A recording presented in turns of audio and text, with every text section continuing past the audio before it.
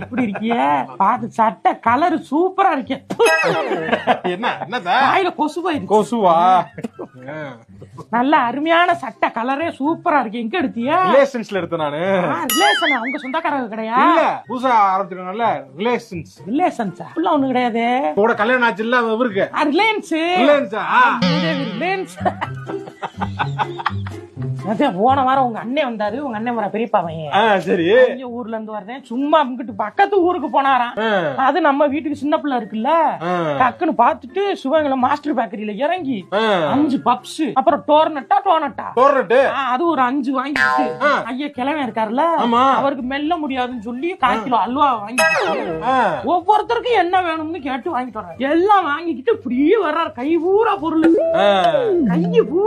பாத்துக்க. அண்ணன் எப்பயுமே அப்படிதான். சும்மா வர மாட்டாரு வர்றாரு. அது எல்லாருக்கும் அந்த மாதிரி அமையாது இல்ல.